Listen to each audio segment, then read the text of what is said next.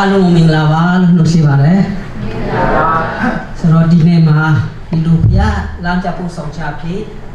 Kaya kau nya cina batu tu kau wihma te kha aku ibu pero muto pia sing mau so je ute mare dia teno masih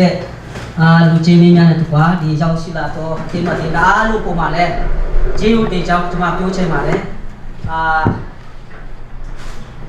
te khai na chano di setna wu khai na so bi ma do me pit da twai jao ama yu ni shin no na le te ja ba no sakaပြောဆိုမှလည်းမှားယူနေရှင်တို့နားလေပြကြပါလို့လည်းကျွန်တော်ဆုံးမေတ္တာရခချိန်ပါလေကျွန်တော်ကြမ်းပိုက်ဆွေးတဲ့ကြမ်းပိုက်ကိုကျွန်မပတ်ချပြီးကျွန်တော်တို့ခွန်အားယူကြရအောင်ရှင်လူကခေဝခန်းချစ်တဲ့ဆက်လက်ကူပိုင်တိကနာတစီတိကျွန်တော်ဖတ်ပါမယ်ရှင်လူကခေဝခန်းချစ်တဲ့ဆက်လက်ကူပိုင်တိကနာတစီတိဖတ်ပါမယ်ယေရှုသည်ယေရခုမြို့သို့ဝင်၍လျှောက်သွားတော်မူ၏ထိုအခါဇာခက်အမည်ရှိသောအခွန်ခေါင်းတစ်ယောက်ရှိ၏ထိုသူသည်ငွေရတတ်သောသူဖြစ်၏ယေရှုသည်အဘယ်သို့သောသူဖြစ်သည်ကိုထိုသူသည်ကြည့်ရှုလို၍အဆုအဝေးများတို့ကြောင့်မိမိအရာသည်လည်းနှိပ်ပြီးဖြစ်၍မမိနိုင်ထုတ်ကြောက်ကြွလာတော်မူမဲ့လမ်းသည်ဆဲ့တုပ်ပြေး၍ကိုယ်တော်ကိုမြားသောငါတဖားပြင်တပင်ကိုတက်လေ၏ထိုအရာ၌ယေရှုသည်ရောက်တော်မူသောအခါမျိုးကြည့်၍ထိုသူသည်မင်းတော်မူလျင်ဇာခက်မြတ်မြတ်ရှင်တော်တင်းအိမ်၌ငါယနေ့တင်းမေဟုမိန့်တော်မူ၏ဇာခက်သည်အလင်းမြတ်ရှိ၍ဝမ်းမြောက်သောစိတ်နှင့်ကိုယ်တော်ကိုမိမိအိမ်သို့ဧခံလေ၏ပတ်နေခုနှစ်ထိုအကြောင်းကိုယေရှုထိုအကြောင်းကိုလူအပေါင်းတို့သည်မြင်လျင်သို့သောသူ၏အိမ်သို့ဝင်၍လူကျွေးချင်းကိုခံတော်မူပါတကားဟုကြည်ရပြတင်ကြ၏ဇာခဲဒီလေရရွေတခေအကျွန်ုပ်၏ဥစ္စာတဝဲကိုဆင်းရဲတော်သူတို့အားပေးပါမည်တဆုံတယောက်သောသူ၏ဥစ္စာအနည်းငယ်ကိုအကျွန်ုပ်ယူမေးလျင်လေးဆပြန်၍ပေးပါဤဟုတခင်ဖျားကိုဆောက်လေ၏ယေရှုကလည်းဤသူသည်အဘေယ၏တာဖြစ်ဒီနဲ့အလျောက်ယနေ့ပင်ကေတင်တော်မူခြင်းကျေးဇူးကိုအင်းပေါ်မှာတည်ရောက်နေ၏လူသားသည်ကြောက်တော်သူတို့ကိုရှာ၍ကေတင်အားတော့ငါကြွလာတော်မူတော့ကြွလာတော်မူတည်းဟုဇာခေကိုမိန့်တော်မူ၏ကြာဆောင်ကောင်းချစ်တော်ဘုရားရှင်နာမောတော်ကိုကြီးမြတ်ပါစေခဏစက္ကန့်ချမ်းအောင်ဟာလေလုယာကောင်းမြတ်တော်ဘုရားကြီးမြတ်တော်ဘုရားဘုရားဘုရားရှင်သည်ကြောက်တော်သူများကိုရှာဖွေအတော်ငါလောကသို့ကြွလာတော်မူသောဖရာဖြစ်ပါစေနဲ့ကျွန်တော်အတ္တများအပေါ်မှာ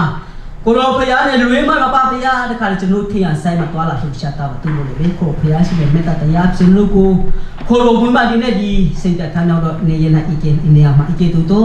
ဆိုရုံမှာကိုတော်ဖရာမျက်မှောက်ကိုခါစားတော့ခွင့်ကိုပေးတဲ့အတွက်ကြောင့်ကိုတော်နာမောင်းမြတ်ကိုချီးမွမ်းပါ၏ဟိုအဖဖရာကျွန်တော်တို့လည်းအားနေတဲ့ဖြစ်ပါဖရာအကျွန်တော်တက်ကိုလည်းကိုဖရာသစားပလာအတုံးပြတော့ကိုကောင်းချီးပေးတော့မှာဂျာနာတော့ရောက်ရှိတိုင်းနဲ့ဒီမှာရောက်ရှိတော့ရောက်ရှိတိုင်းအတက်တာများကိုဖရာကိုမြင်နိုင်တော့ကိုဖရာကိုကောင်းမြတ်ကြောင့်ခါစားတော့ရောက်တိုင်းဒီနေ့ကိုဖရာမာစာပြီးကောင်းချီးပေးတဲ့အတွက်ကြောင့်ကျေးတော်ပေါင်းကိုချီးမွမ်း၍ယေရှုနာမတော်မြတ်ကိုထောက်မဆုတောင်းတဲ့စက္ကအနာကြပါဖျားခင်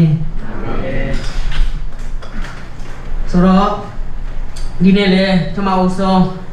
ကိုယ့်ကိုမိတ်ဆက်ချင်းလဲကျွန်တော်ပြောချင်တာဖြစ်ပါတယ်ကျွန်တော်နာမည်ရတော့ဒီမှာရေတာတိုင်းချိန်မာလို့ခေါ်ပါတယ်ချိန်မာကြတော့ကြောင်းတဲ့မှတ်ပုံတင်နံပါတ်မှာရှိတဲ့မှတ်ပုံတွေမှာရှိတဲ့နာမည်ဖြစ်ပါတယ်ရာကုန်မှာကျွန်တော်တင်ငယ်ချင်းတွေအတိုင်းဝိုင်းလူမှုရေးအဲ့မှာခေါ်တာပါဆိုင်လို့ပဲခေါ်ကြတာဖြစ်ပါတယ်ကျွန်တော်လည်းပါဆိုင်လေးခေါ်တာပုံပြီးတော့တဘောကြတယ်ပါလေဆိုတော့ဒီချိန်မာဆိုတာမပြောင်းလဲခင်မှာနာမည်ဖြစ်တယ်ကြောင်းတဲ့ဘဝအရာဆုခဲ့တဲ့ဘဝမှာဖြစ်လာတဲ့ချိန်မှာကိုကျွန်တော်တိတ်ပြီးမှမကြိုက်တော့ဘူးအဲကြောင့်ဘယ်လိုပဲဖြစ်ခိုးမေဆိုရင်တော့ပါဆိုင်လို့ခွေတယ်ကျွန်တော်ပုံပြီးမှတဘောကြတယ်လို့လည်းပြောချင်တာဖြစ်ပါတယ်ကျွန်တော်အသက်တာကြတော့1989မှာ88ဧပြီလမှာကြောင်းလဲတာဖြစ်ပါတယ်အဲ့ဒီမတိုင်ခင်မှာလူငယ်ဖြစ်တာလို့ဆိုဟိုသွားမှာအရာကိုကျွန်တော်တို့ဒီ88ရေခင်းအောင်ပိုင်းလိုက်ကျောင်းသားတပိတ်ကြီးဖြစ်လာတဲ့အခါမှာကျွန်တော်တို့မတူပြီးမှလေတဲ့ကျောင်းသားတပိတ်ရဖြစ်လာတဲ့အခါကျတော့ကျွန်တော်တို့စေတာကျောင်းသူကျောင်းသားတွေလည်းစာသမားတွေနဲ့ရေးတွေနဲ့ရှိတာတွေနဲ့အများကြီးစကားတွေများတဲ့အခါကျတော့ကျွန်တော်ထောင်ထကြခဲ့ပါတယ် เท่ามาเช่าเท่าหงนะเช่ามาเย่ปองลีเสียตลาดเสียที่จะรู้นี่มีมาไอ้นั่นจะรู้เพื่อหลับพี่น้องไปไหนไอ้เอเปรล่ามาเคไปเตนี่ยาชีเดจะรู้ที่นี่เคไปลาเตไลบาลาหรือตัวราคาจะน้องพี่เนี่ยนะส่วนจะน้องไล่เคไล่เมย์ส่วนมาจะน้องไอ้เด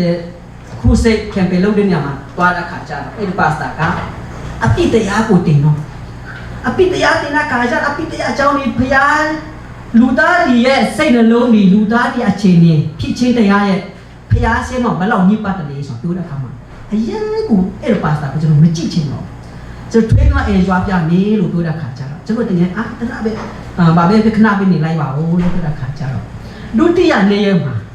พยากาติงกูกิวใส่แล้วเราหยิบปันเนี่ยตัวถูกพิมพ์ติงกูเกติงเนี่ยส่วนนี่นั่นเช่นจะน้องบอกเจ้าเนี่ยตัวเจ้าเสนาบาลตามจริงอ่ะสิไอ้เนี่ยจะน้องจะหาจวนเจ้าแต่ผู้မျိုးจะรู้การลูกชาเคเดตัวรออาชีพมหาลัยขายจานเราพากาปุตัวบีมาไปสาชาบีมาไปสาสมาจะหาเจ้าเตลูยามีส่วนจะตัวแล้วขายจานเราพากามากู้นอกไม่เอาในจะหลบช้าเนี่ยหลบช้าได้เฉยมาลูดีเอ๊ะเด็กเข้าซาโกมาเจ้าถึงนัดเขาเล่าเตะจะหลบช้าได้เฉยมาเนี่ยแล้วจะหลบช้าหรอถ้ามาเอาสุช้าได้ดูเทมาป่าแล้วพยากาจะมาตีบุษเป็นอะไรส่วนเราช้าได้เฉยมาน้าเนี่ยพยามาเกาหลบอูเลยဆိုတော့မြစ်ကြီးနားကိုလာအမှဆောင်းနေကြတယ်ဒါဆေးအားဒီနာတွေ့ကြောက်တွေးပုံမှဖြစ်နေဆိုရင်တော့ပြကောင်းမှမတူပြောတယ်အဲ့ဒါနဲ့မာလေးကြာဆိုတော့အခုချိန်ဒီတစ်ဖက်နာပြတ်သွားလုံးဝကိုမကြတော့ဘူး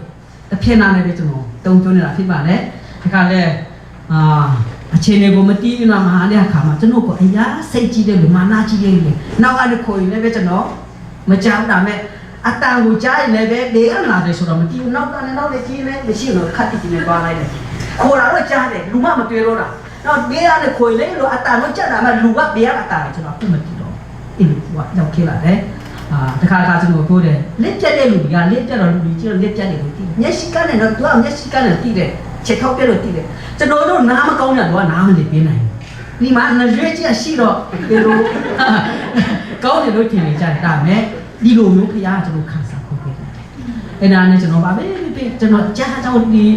ကြောင်းလေးပြီးနောက်ပိုင်းနဲ့မယုံကြည်သူဒီရှိမှာကေတင်ချင်းစိတ်မချတဲ့ဆိုကေတင်ညှုပ်ပိုးချင်းလေးဆိုမှကျွန်တော်ဘာမှစကားပြောနိုင်ကြောင်းတဲ့ပို့တုံးလေးလေးနဲ့အခြေယူပြီးနောက်ပိုင်းနဲ့ကျွန်တော်ကြားကြောင်းကိုလာတက်တယ်လာတင်တော့အင်မတန်မှချိုးတဲ့ဘဝနဲ့ကျွန်တော်ရာကုန်ရောက်လာခဲ့တယ်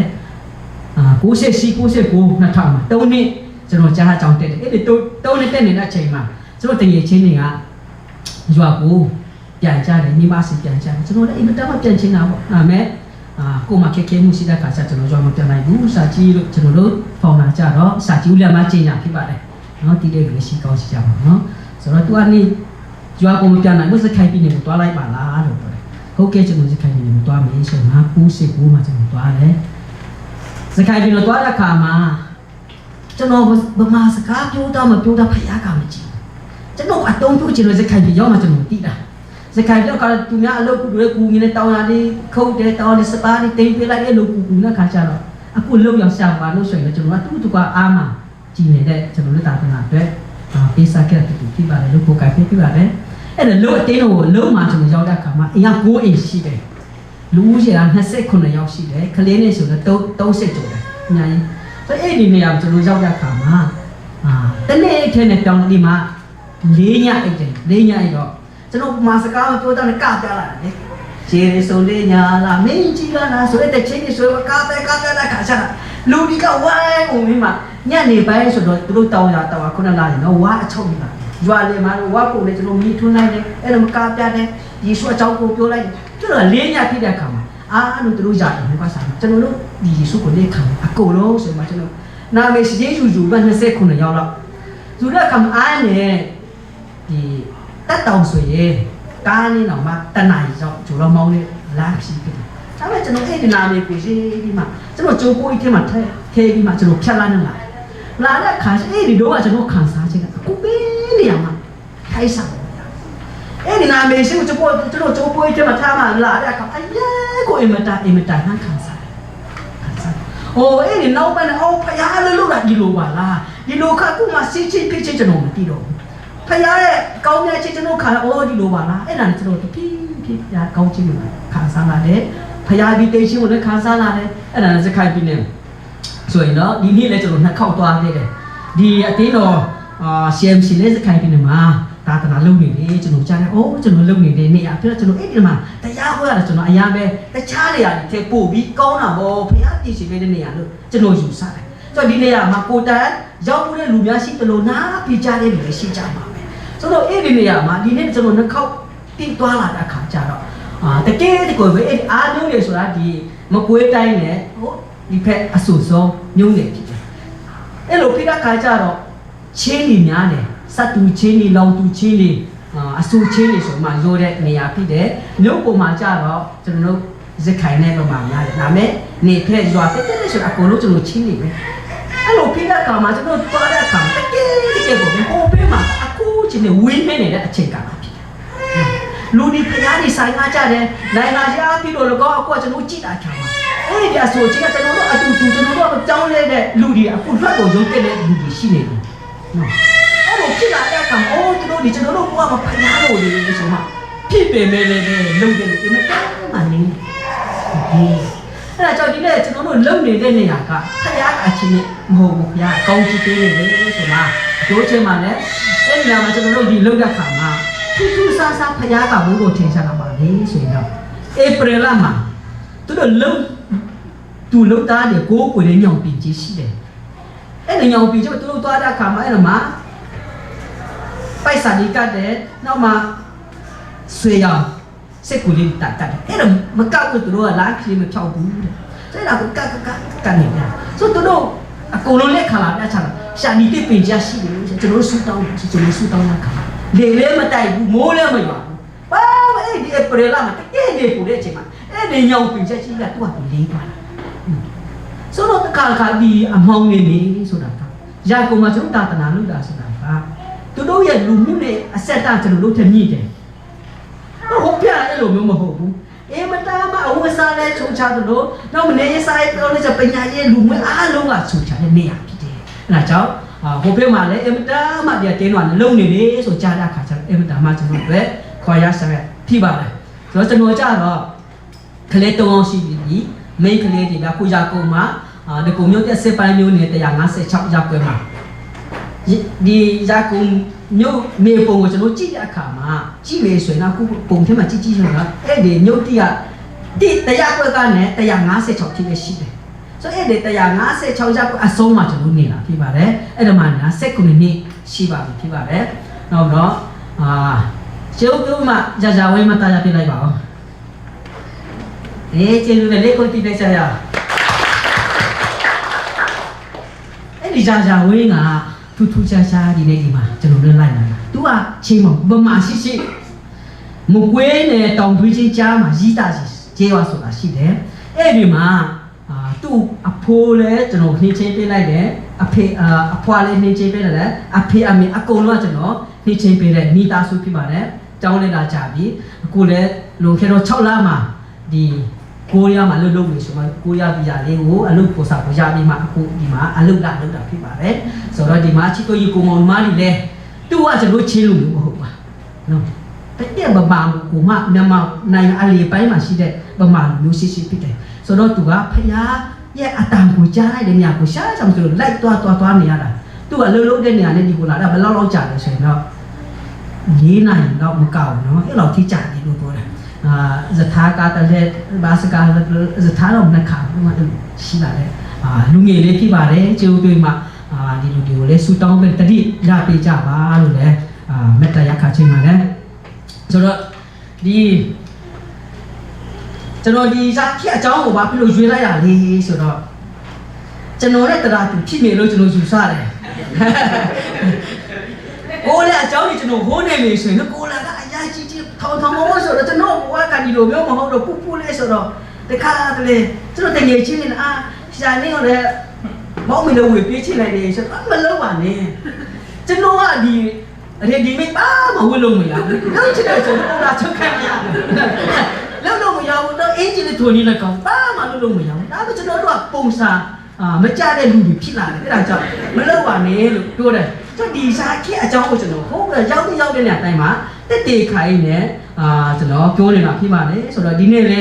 이 신호가 그렇게 한 짓다 세고 빨리 뛰다 세태가 자 빨리 되고 유치합자는 공화주자야. 서로 니네 저는 타이네네 야마 파야고 별로 찌야래. 니네 저는 오자마자 파야들 말로 나이들래 말로 빼 나이들래 말로 빼 캐리비래 소라테 멋지네. 니네 알루야 앞에 돌아가 세포트 앞에 돌아가 다다나도 미 안냐이 빼고 빼 나이. 소리하고 저는 타라이 봐. 니네 예수 파야가 저는 앞에 말로 채들래 말로 빼 캐리비래. 아고 제가 저는 타이네네 야마 니 예수 파야 저 찌려 메네면서 저는 앞에 말로 빼 하면 돼. 타이네나 에디 예수 파야고 용지지 내서 좀 지지자. thôi cho nó là mì này chi này này rồi phải giá cả như này tiền được bao lâu bây giờ thì áp hết lên phải giá cho nó áp hết đấy chi này cho nó như nào mà salad khác nữa xích cùng nhau đó salad bay những tí cần cố chứ mà bay những lý thế mà rồi chi đã không mà lú đá là bề tôi tụ phi mà chỉ suy cho là lú đá là bề tôi tụ mà ông mấy đồ mù nha cái cái này cô bố ông cho sinh sản cả ô đi lù dâu đi khai là của cho nó ta theo người này bé lên mà khám cho nó tâm là chạy về mình bị ngu nó bây giờ thì chỉ để cho nó về rồi mà lù qua sau lúc này cho nó bây giờ lòng xí nó đã về mẹ đi này phải giá cả phải giá là gì số xe mà em mà tạm phu chi đâu tụ phi qua của chị ya qua của chị là một phải giá cho nó phải đi lù biểu hả nó cho nó là đi cô bố ấy bây giờ phải giá cái nào quý u xanh nhà nào đấy số này sẽ cả làm nhà gì chứ cho nó aku cố ya là đã cả lúc cái tuần ta làm mà sẽ ông cô là thứ sai ngay cái này tông sẽ tự nhiên thì xí mình là cố xí cho nó thao cái này mà cho nó số tao à hiện tại sẽ sang sáu số tao na khám em mà bình chỗ này bây là cái cho nó bây giờ ô phải giá nào tên này mà dễ xí cho nó số tao mà sẽ cá chén này khi này cố ya này ở trong khổ toa hai bá rồi trong số tao này thắt thâu này khổ định không ạ nó nghe chả nên cái đồ số tao này để chạy mà tại do bà ta đi này cố ya mà xí na toa mà na bên tôi chạy mà biết cùng mà toa chạy lại ya toa chạy lại sẽ lên pin lại lên khá là đúng pin lại cho nó English cả cùng toa mà đi toa chạy lại ya chúng mà tụi bạn chúng mình mà toa chạy khá nhỉ này nó aku nào tự khâu cha đó belu phi ni sao đi xin nào của toa mà lá lúc cái toa mấy cha lá sẽ cha là đi đi nếu mà qua của người này là mẹ cha sẽ ta la này người này đã rồi cho nó đi cho nó giúp bài phi này đi mà sao bà này cho nó cũng đi cố ya là trên nó sấy cho nó khó xả luôn phi này em mà cho nó giúp bà đấy ấy là phi đã cả cho nó ấy là toa sau đi hả September tay này mà đi xin nhà này số cùng rồi là September tay này mà số tao nó tay này của tôi là khăn nằm nó của đấy bên nhà bên phía sau cho nó mới tiêu nó ấy là pasta theo cái cho nó của tôi mình mà hôm mà September tay này mình lấy cái này đi September nó sẽ lấy cái cho nó đi là cho nó số tao nằm đấy ấy của sẽ chuyện này cô ya đi dùng chỉ tụi đi cô ya tiêu một anh ấy thành aku lố mình là cái không ô đi luôn mà hôm mà cho nó ná phi cha này à, tôi à aku phải ăn thịt giò à không biết, số đó cho nó lùi ra này, English cả này, ba mà này mà ya, tụi mình biểu ta bu, belo tôi mà này, tôi đó gì số cho nó chỉ để ăn, cho nó lùi in sao đó ăn nó, phải ăn cả phi xí, số đi ra kia cho nó lên lại ăn, gì số phải ăn cho là nó mấy rồi đi từ đấy ra kia cha đó tôi cho nó ở gia phụ là khả cha là lưu tu mà tôi ăn chi này rồi mà mình đó tôi cháu tôi là Giêsu phải ăn của mình chỉ nói là khả cha đó tập phá bị một tiền lại đi số đi ai cũng cho khả là cho nó về chỉ lại thế lưu tu thế mà tôi là khả mà đi tập phá bị một tết của tết ăn rồi xong cả được tết à mất thì mẹ mình mất cái mẹ là tôi chỉ nói là tết đi mà phi công phi này tết được cho nó số đó tết đi số đó tết là khả mà Giêsu cho là đó tu của mình này thế Chúa chỉ nào mà để sự này cho nó đủ khi trên đây là bên này mà cái nhà chắc đi này là lấy cho nó đủ bên này mà chắc đi này là bên này mà này là bên này ngầm ngầm nhiều này số ajen chiu Giêsu mình đối đến điểm rồi chắc đi phụ vào mà cái phía sau nào cầm trên này cho nên cho nó chắc đi này là Giêsu mình này là để tìm một tập pháp bị số đó cả chân ta có cuộc chuyện tìm cái này thì em ta mà xe ta đi khôn để tìm cái này à tí đi xe ta đi sáng này ปีพี่เอ๊ะดิอาปีเอามาตัวนี่โลเอ๊ะดิมันเนี่ยโลละอะโลละทิ้งเตจานี่โลดูซาเลยตัวโลเยซูพยาเอ๊ะล่ะก็ไม่เงี้ยหรอกไม่จี้หรอก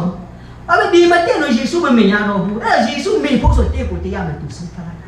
จะเสนอจะรู้ว่าแต่ตามาเยซูไม่ยาเนี่ยเนี่ยกูเสียใจเบพยาเจ้าเบอเตโลเบบาสตาอาเยนูจีเบบ้างเสนอจะรู้ดีไทยนี่เยซูกูมีนาเนาะจะรู้ว่าอันนี้อาจจะเยซูพยาโลสมมาจะรู้ไทยนี่อยากกันเนี่ยเยซูพยากูจะรู้จีเยซูพยาจะเสนอจะรู้ด้วยပြောချင်တာပါလေဆိုတာဖြစ်ချင်းတရားကအရေးကြီးဖြစ်ချင်းတရားကကျွန်တော်ကိုဟာကိုကြည့်နေမှကျွန်တော်ကိုရီးယားကိုလာနိုင်မှာမဟုတ်ဘူး။ဘာဖြစ်လို့လဲ။စကားမပူတော့နားလေကားသေးတယ်။ဟုတ်တယ်နော်။အမျိုးမျိုးကျွန်တော်ချွင်းချင်းတွေရှိတာ။ဒါပေမဲ့ကျွန်တော်ကိုဖြစ်ချင်းကျွန်တော်မကြည့်တော့ဘူး။ယေရှုဘုရားကတတ်နိုင်တယ်။ယေရှုကလုပ်ပေးမယ်ဆိုမှကျွန်တော်ကြည့်ရခါဘုရားကတကူကိုပဲလာဖွင့်ပေးနေတာပေါ့။အဲ့ကြောင့်ဒီနေ့ကျွန်တော်အသက်တာပဲဟိုမှာလူတွေကဘလောက်ပဲထင်သေးနေတယ်မိမတွေကျွန်တော်တခါမေ့တတ်တယ်တငယ်ချင်းတွေလည်းမေ့တတ်တယ်အကွန်ကြီးရဲ့မေ့အောင်ဘဝရောက်တာပဲလူဘဝဆိုအိမ်မတာမှထူးဆန်းတယ်အခုမကြုံလည်းမနဲ့တစ်ဖက်ကကြုံပါပဲတော့ဒုက္ခဆိုတာဒုက္ခပင်လေကလောကကပါမှာကျွန်တော်ရှိတယ်လောကဖြစ်ချက်ကျွန်တော်ခံနေရမှာပဲတို့လည်းဒီခံနေတဲ့ကြားထက်နဲ့ယေရှုဖခင်မြင်တဲ့နေရာကျွန်တော်ရက်တတ်နေရှင်ဆွေးဆောင်တယ်အဲ့ဒီကကျွန်တော်ကြည့်ရဖခင်ကအင်မတန်မှကောင်းတယ်ကျွန်တော်အပေါ်မှာကောင်းတဲ့ဖခင်ဒီလေဒီနဲ့အရောက်တိုင်းပေါ်မှာအရောက်တိုင်းပေါ်မှာဖခင်ကောင်းတယ်လောကကပါလို့အတွေ့ကောင်းများမှာတယ်အဲ့ဒါကောင်းတဲ့ရှင်နဲ့မတိမရှိတဲ့လူတွေအများကြီးခုနတာကနာအတွက်ကျွန်တော်ပြောတယ်အခုစခိုင်းတယ်လို့အားလုံးတွေလို့ဆိုတာဗုဒ္ဓကိုနတ်စာကြီးနော်တောင်းရတခုသွားခိုးတယ်ကနေတောင်းရမှာမေတခုကဖြစ်သွားတယ်ဆိုအိုးအဲ့ဒီမှာမေရှိတယ်တွားပြီးပူဇော်မရမယ်ဆိုမှကျဲဒီယူကြတယ်နော်နေနေဆိုဝဲဒီယူကြအဲ့လိုတွားပြီးပူဇော်တယ်မပူဇော်ရင်တော့ခလေးတွေလည်းမကောင်းမတရားမှာဝါတရားမှာဝါနည်းတွေပေါတယ်အဲ့ဒါဝါနည်းကိုချုံပြီးလိုက်တယ်ဆိုတော့အဲ့လိုလူတွေဖခင်နတ်ကြီးရှိနေမှာအမိချိုးလိုက်တယ်မပူလို့ရင်တော့ဖခင်မို့သူတို့လူဦးရေမတူတော့ဘာလဲခလေးအများကြီးတင်မှုများတယ်မွေးဖွားလို့များပြီမတင်မှများဘာဖြစ်နတ်ဖတ်စမ်းနေဆိုတော့စတဲ့ကျွန်တော်အဲ့လိုမျိုးအများနဲ့ရှိတာတွေ့နေရမှာလေဖခင်ရဲ့ခြင်းကိုလုံလောက်တယ်နော်လုံလောက်တို့တော့ကြိုးမင်းလို့မရှိတော့ဘူးချာတွားပေးလို့မရှိတာဒီနေ့သူတို့မသိဘူးချာထိုးသူပြတ်ပြောလို့ဆိုတော့စက္ကန့်ပုံပြီးမှလှုပ်ရှားလှုပ်ဆောင်ကြရအောင်ဆိုမှကျွန်တော်ခွန်အားပေးချင်တာပြပါနဲ့ဆက်လက်ပြီးမှဒီနေ့ကျွန်တော်တို့မျိုးကြီးယေရှုဖခင်လောကမှာတည်ရှိန်ဆောင်ထားတဲ့အချက်ပါမေတ္တာနာကြည့်လို့မေယောကငါမနိုင်ဘူးဆိုတာပြောတယ်တကူမှကျွန်တော်ဘယ်လိုယောဂတွေဘယ်လောက်တူကိုရှာမတွေးလို့သူကလွတ်ချင်တာအဲ့ဒါတော့ကိုကြီးတဲ့ဖယားအဲ့ဒါတော့ကျွန်တော်တို့ကမေတ္တာတည်ရကြီးစုတယ်လို့သူဖယားတိအတွေ့ဖြစ်တယ်လို့ကျွန်တော်အတွေ့လည်းဖြစ်တယ်ယေရှုရဲ့တကိုးတော်ဒီမနေ့ချာတွေ့မဟုတ်ဘူးအခုအတွက်ဖြစ်တယ်ရရှိနာတော်ကြီးများပါစေအာမင်အခုအတွက်ဇခုအတွက်ဖြစ်တယ်ဇခုမှာကျွန်တော်ယုံတဲ့ယေရှုတကိုးတော်မိကိုမရမယ်ယေရှုမေတ္တာတရားနဲ့မနေ့ချာတွေ့မဟုတ်ဘူးနော်ဇခုအတွက်ယေရှုကကျွန်တော်မဲ့သူ့မဲ့ကျွန်တော်အတွင်းလုံလောက်တယ်ထိုမေတ္တာတရားကိုကျွန်တော်စိုက်ကြည့်ချင်းရအောင်နဲ့ဖယားကကျွန်တော်သူ့လေးဒီဟာနဲ့ကျွန်တော်ဘယ်လိုနဲ့ခံစားကြလဲဖယားကအပြည့်ရှိတယ်တထောင်နဲ့14မှာကျွန်တော်ထိုင်းကိုသွားထိုင်းသွားတော့မှလည်းဘာစကားမှမရဘူးကျွန်တော်ဗမာစကားပဲဗမာစကားတော့ဗမာလို့မရဘူးချင်းဗမာလို့ပေါ့နော်ချင်းနေပြောတဲ့ဗမာစကားကျွန်တော်ရတယ်ချင်းဗမာလည်းရတယ်တော့ကျွန်တော်တကယ်ချင်းထိုင်းမှာကိစ္စရှိတယ်အများကြီးသူတို့ကငွေစေဝါလည်းရှိတော့အများကြီးတယ်လို့ကျွန်တော်အင်ဝတီတွားရအောင်ဆိုကျွန်တော်တွားသူလည်းမရဘူးကျွန်တော်လည်းမရဘူးအဲ့တော့ကျွန်တော်တွားချင်တဲ့ခါကျတော့ကျွန်တော်လည်းစပိုစာလည်းမဆိုကိုနဲ့လေနဲ့မှလည်းကျွန်တော်လုံချရအောင်ဆိုမှကျွန်တော်တွားတယ်နှစ်ပတ်နေတယ်အကုန်လုံးဖြစ်နေတာဒီကကျွန်တော်တွားပြီးတော့အိမ်ပြန်တော့စဉ်းစားအော်ဖယားတလောကောင်းညာကျွန်တော်တီးလုံးတားလုံးလုံးနိုင်လို့မဟုတ်ဘူးဖယားကြီးတော့ကျွန်တော်တို့ခြေစားတော့ကျွန်တော်ချက်တစ်ဖက်ကိုစားတဲ့အခါမှာနောက်တလားနောက်ဖို့ဖယားကပြင်ဆင်ပေးတယ်။အဲ့ကျွန်တော်ချက်ထားလာဖို့အမတန်မှချက်တယ်။နောက်ချက်တလားကိုကျွန်တော်ဆွဲတဲ့အခါမှာနောက်တလားကဖယားလေးထင်မှာရှိတယ်။ဒီလိုကျွန်တော်ချက်တယ်။အမတန်မှဖယားကကောင်းမြောက်ပါလေ။ဟေဘဝရစာခန်းချစ်တဲ့တော့ပိုင်ရဲ့ရှိထဲမှာလည်းကျွန်တော်ကြည့်တဲ့အခါမှာယေရှုဖယားကြီးဇနဲ့မနဲ့နောက်ကလာမတောင်းဘူး။ထိုဖယား ဒီစနဲ့ကျွန်တော်တို့အပေါ်မှာအဲ့လိုလုပ်ချင်နေတာလေကျွန်တော်မှာပန်းတိတဲ့လုံးကိုဒီတူရောက်ကိုပေးလိုက်ကိုလေတဲ့နဲ့တူလေထိတော့တဲ့ခါမှာတီးတော့တီးဖြစ်မကြောင်းလေးပါဘူးသူကတရှိတော့ပေးတဲ့ခါမှာခရမ်းချင်တဲ့ပြင်မကြောင်းလေးပါဘူးကျွန်တော်ပန်းတိပေးတော့ဟုတ်လားလေပန်းတိပေးရမှာပန်းတိပေးရမှာလေအစားပေးတော့ပန်းတိပေးရတာဘူးအဲ့တော့ယေရှုဘုရားကဇနဲ့မနဲ့နောက်ခါလာမှာပြောင်းနေတယ်အတိရှင်နဲ့ကျစနေကျွန်တော်တို့ရှိနေတဲ့အခုထိုင်နေတာဖခင်ရဲ့လက်တော်အောက်မှာအိုးဖွင့်လက်တော်အောက်မှာကျွန်တော်ထိုင်နေရတယ်ယေရှုဘုရားအခုဒီကနေ့တော့ဒီနေ့သူကိုယ်တိုင်နဲ့လာရှိခဲ့တော့လာဝင်ခဲ့တော့ဘယ်လိုပုံစံနဲ့ကျွန်တော်ကြည့်ရမှာလဲထိုဖခင်ဒီနေ့ကျွန်တော်တို့အတူရှိတယ်တပည့်တော်နဲ့ယေရှုဘုရားအတူတူရှိလာခဲ့တော့အခုတက်ရှင်တော်ယူတယ်ကျွန်တော်တို့အတူရှိတယ်ဘုရားတော်မှာကအလိုလိုနဲ့ငိုချင်တာအလိုလိုနဲ့ညံ့ညကြနေတာဟောဘာဖြစ်လို့လဲတော့အဖေမတွေ့နိုင်အစင်နေရှိတယ်ဘုရားကိုအရင်တွေ့တာကိုလည်းဒီမှာထားတာအဲ့လိုမျိုးမလဲထင်းနေရတာလေဘာကြောင့်လဲဒီလိုဘုရားကလာပြတ်တို့တည်ချင်တာလဲကျွန်တော်နားမနေနိုင်ဘူးအဲ့တော့ဒီလိုတို့ချင်တာမှာဘုရားရဲ့အအောင်ပွင့်တို့နိုင်တဲ့သူ့ရဲ့ဆက်ဝိုင်းထဲမှာကျွန်တော်ထိုင်နေတဲ့အချိန်မှာသူ့ကိုငိုကြည့်ချင်တာသူ့ကိုငိုကြည့်ချင်တာကိုတော့ကျွန်တော်ဖနာထမဖူးနေဒီကတည်းကယောဂတည်းရှိကောင်းရှိနိုင်ဒုက္ခတည်းရှိကောင်းရှိနိုင်မှာရေမြားကြမှာဒုက္ခတည်းရှိနိုင်မှာဒါတမီးကြမှာတင်းကိုကြမှာပါစာကြမှာရှိကောင်းရှိနိုင်မှာပဲတို့တော့အဲ့ဒီကျွန်တော်တို့ပြဿနာကိုမကြည့်နဲ့ဇာတိကယေရှုခရစ်တော်ကိုမင်းတွေ့လိုက်ကိုကြည့်ရတယ်လို့ဆိုနေကျွန်တော်ယေရှုကိုကြည့်နေတယ်ဆိုရင်ဒီပြဿနာတွေကဘာမှမဟုတ်ဆောင်ဘူး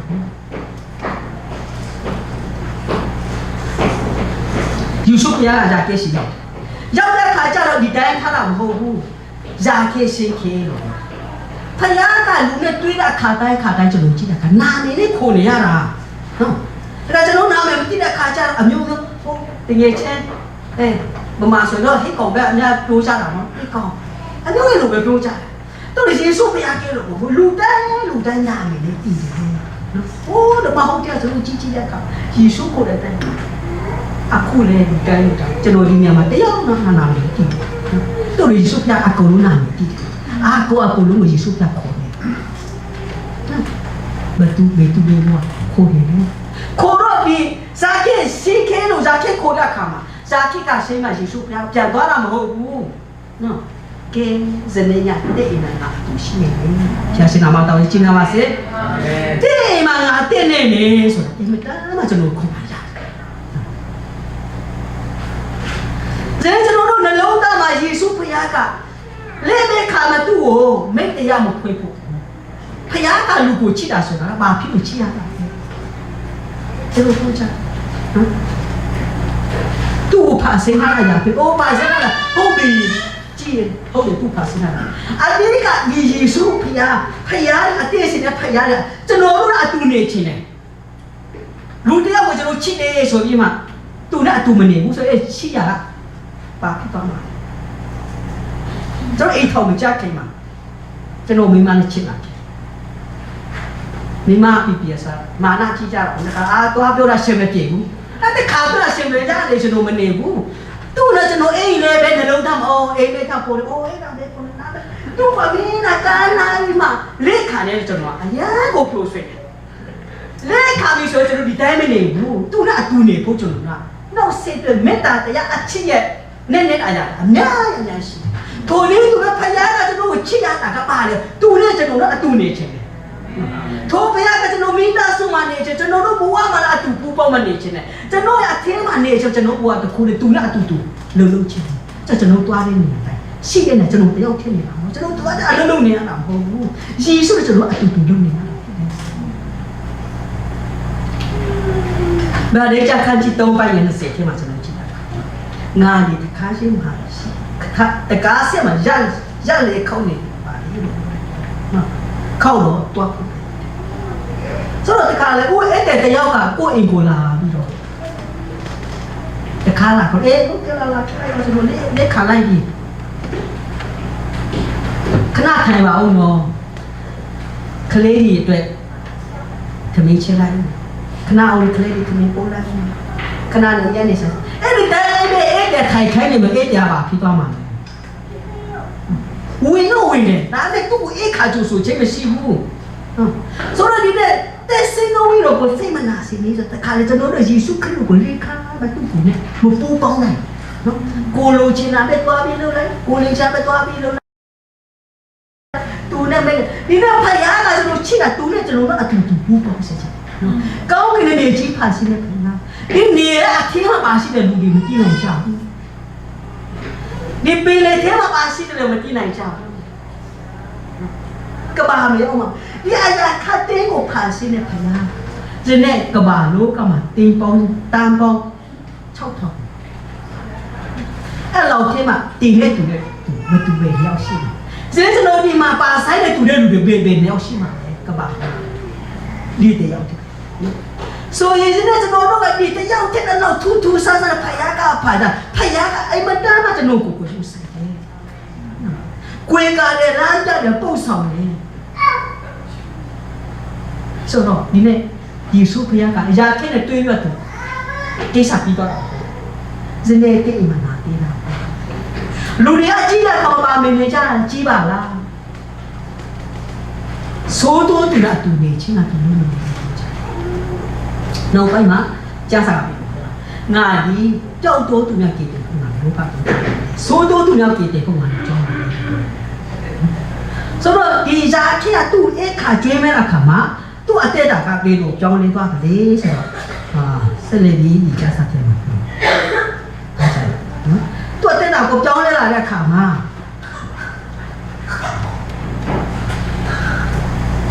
bài gì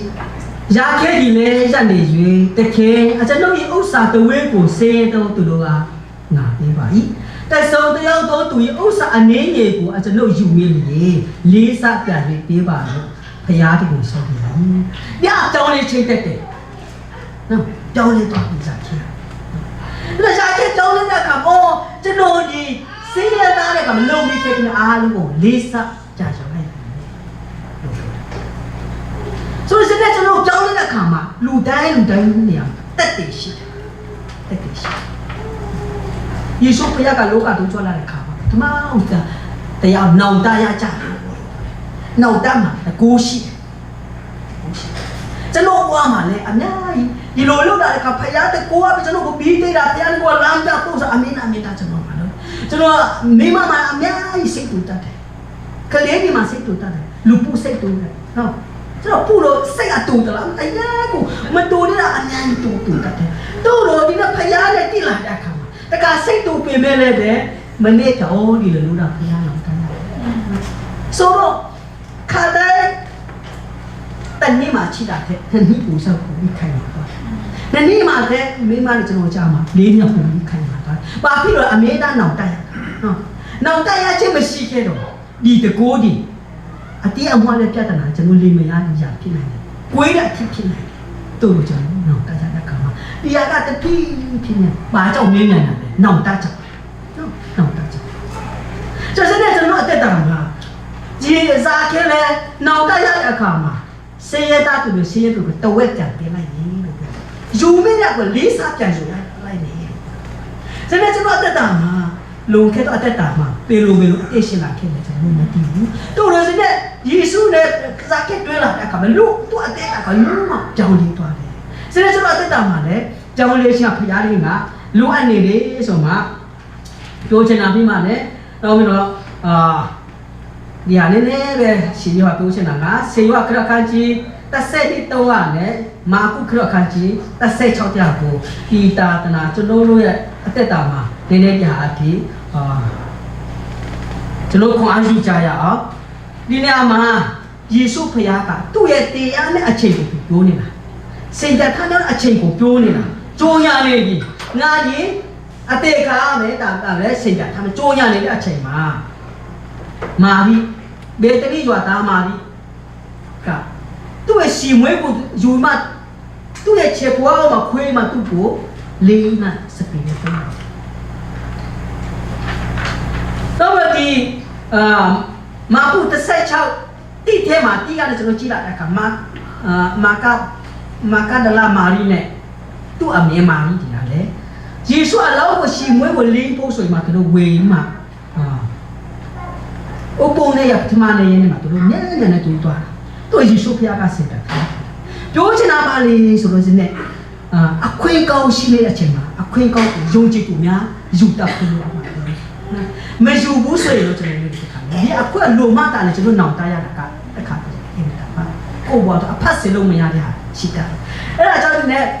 ဘယ်တနည်းဆိုတာတမာရီကြတော့ယေရှုဖခင်တိုးတယ်ဒီကြားတဲ့အော်ဒါဖြစ်တယ်ဆိုမှ तू ကမတည်ခင်မှာသူ့ရဲ့စီမွေးအမတမ်းတန်ဖိုးခြင်းအရာကို तू ကပေးစားလိုက်မှလုခဲ့ပြီးမကလာမာရီကြတော့သူတို့ကနောက်ကျသွားတယ်သူစီတော့ဝယ်ပြီးသူ့ရဲ့အလောက်ကိုလေးလုံးရမှာမရဘူးနော်ထပ်သွားပြီပြောချင်တာပါစတဲ့ကျွန်တော်တို့အခွင့်ကောင်းဆိုတာကဘေးအရာဘေးကျွန်တော်တို့ကအခွင့်ကောင်းရှိတဲ့အချိန်မှာမရှိရပါအခုCMC နဲ့တာတနာစခိုင်ပြီးမှလုပ်တယ်ကျွန်တော်တို့ကြားတယ်ဒီဟာလဲရတတ်တဲ့အချိန်တော့ရတတ်တဲ့အချိန်ရှိမှာကျွန်တော်မြန်မာခေတ်တာတနာအတင်းလို့ဆိုတာလဲအရင်ကျွန်တော်ကိုရကန်ကျွန်တော်ထောက်ပါတာအခုကဇက်တာအကြောင်းမျိုးကြောင့်ဆိုတော့အဲ့ဒီမှာလုပ်ချင်တဲ့အချိန်အခုလုပ်နေတဲ့အချိန်ဖြစ်တယ်ဒီအချိန်ကကျွန်တော်တို့ဟာဒီတိုင်းနဲ့ပဲထားနေပြီဆိုရင်မာကတလာမာကြီးကေတူကျွန်တော်တို့ဝေထားတော့ကျွန်တော်စေးစေးဥစ္စာတွေကျွန်တော်ဉာဏ်ပညာတွေကျွန်တော်အစွတ်တန်းတဲ့တကူတွေကအကုန်လုံးတွားတူအကျိုးမရှိဘဲနဲ့ပျက်စီးသွားမှာပဲကျွန်တော်ဒီနေ့ကျွန်တော်အချိန်ရှိနေတဲ့အချိန်မှာချစ်သူကိုမောမှာညာဖယားပေးတဲ့အသက်တာအပြင်ဖယားရဲ့နိုင်လာတော့ပိုးပုံမှာကျွန်တော်ပေးစားကြရအောင်ပေးစားကြရအောင်နောက်ဆုံးနေနဲ့ကျွန်တော်ကြတော့မနေ့ဖြာဆိုရင်တော့ကျွန်တော်ကကြံတော့မှာပြပါတယ်မနေ့ကခုန25ရက်နေ့ရှင်မနေ့ပြန်25ရက်နေ့ဆိုညနေပိုင်းမှာကျွန်တော်ပြောမှာပဲဒီကယုံကြည်သူတွေလည်းမြန်မာပြည်ဆိုတာကကြည့်တဲ့အတိုင်းပဲအခုတလို့လဲအင်းအတင်းတော့ပိတ်ခါနေတယ်လို့ပြောတာဇခိုင်ပြည်နယ်ပြဿနာကြောင့်เนาะတချို့တရင်တွေကြီးတဲ့လူတွေသိကြပါမယ်တော့ကျွန်တော်တို့ပြည်တွင်းကလူဒီခက်ပြည်ပကလူဒီမှာရောက်တဲ့လူတွေကပို့ပြီးမှလုံနိုင်တယ်လွတ်လပ်နဲ့ပို့ပြီးမှလုံနိုင်တယ်အရာဖြစ်တဲ့အတွက်ကြောင့်စူတောင်းနေကျွန်တော်တို့မြန်မာပြည်ကိုလည်းပို့မှတတိယကြပါဒီစခိုင်ပြည်နယ်မှာလည်းပို့မှတတိယကြပါကျွန်တော်အတင်းတော်ကြတော့မြန်မာခရစ်ယာန်အတင်းတော်လို့ပြောလို့ကုန်ပါလေကျွန်တော်အတင်းတော်တင်းနာကုန်မှာဖျားရှိခိုးတာ40ကျော်တော့ရှိတယ်နည်းနည်းထုံနေကြလို့ဆိုတော့90လောက်ရှိတယ်အဲ့ဒါထဲမှာဗမာလူမျိုးပြောင်းလဲတဲ့လူတွေကအားလုံးကြီးပါနော်ဆိုတော့အဲ့ဒါပြောတာသူတစ်ဖြစ်စူတောင်းပေးကြပါလို့လည်းမေတ္တာရခါချင်းပါလေအဲဒါဆိုရင်ကျွန်တော်တို့ဒီဖယားရဲ့အကြံစီကိုခါစားတော့သူများဖြစ်ကြပါစေဖယားရဲ့မိနိုင်တော့နေရာကိုမတ်တရားတော့ဖယားမိနိုင်တော့နေရာကိုတွားနိုင်တော့တမင်များဖြစ်ကြပါစေဆိုမှဒီနေ့ဒီကြဆာပြီးအနေနဲ့တက်တေခိုင်နဲ့ခွာပေးရှင်ပါလေအားလုံးကိုလည်းဖယားရှိကောင်းချီးမှာချမ်းသာပါစေအာမင်